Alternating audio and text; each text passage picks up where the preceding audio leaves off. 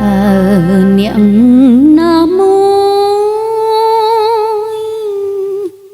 ដែលក្បត់ចិត្តអូគឺរកប្រស្ងួនដើរសែនស្រឡាញ់បានស្ដាប់សំដីបែបឆ្ងុយគួរឆ្ងាញ់រឹងគ្នេងខ្នងគ្នាខ្នងគួរខ្នាញ់ស្រឡាញ់តតែខូចចិត្តមិននឹកស្មានសងថាបងក្បត់អូ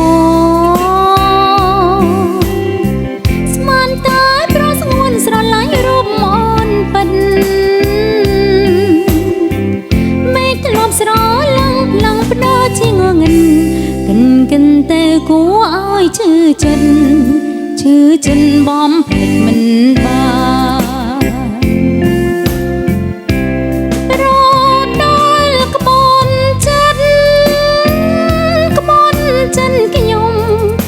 តខ្ញុំឈឺយ៉ាងណាខ្មាំងគេមិនហ៊ានប្រាប់ណោណាទ្រង់ខ្លោចសើឈឺចិត្តម្នាក់ឯង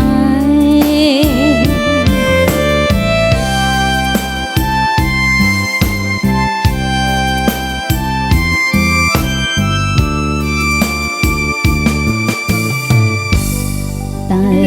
នៅស្រឡាញ់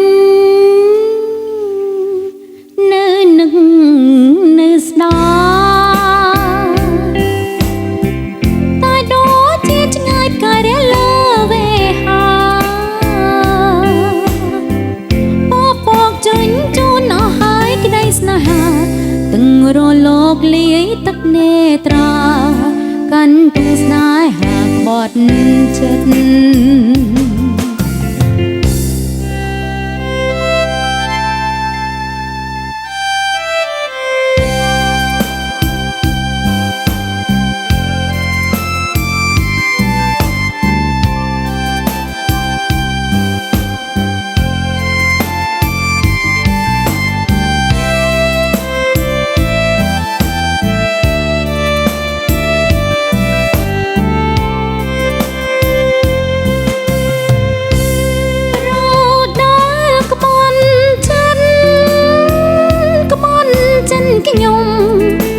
ខ្ញុំឈឺយ៉ាងណាខ្មាំងគេមិនហ៊ានប្រាប់ណោណាទ្រង់ខ្លោចសើឈឺចិត្តអ្នកឯង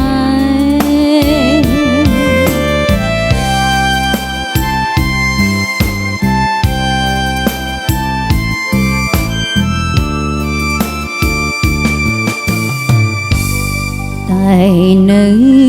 ស្រឡាញ់នៅនឹកនៅស្ដាតែដូចជាឆ្ងាយគេរាំងលើវេហាពពកចេញជូនអស់ហើយក្តីស្នេហាទាំងរលកលាយទឹកនេត្រាកាន់ទាំងស្នេហាក្បត់ចិត្ត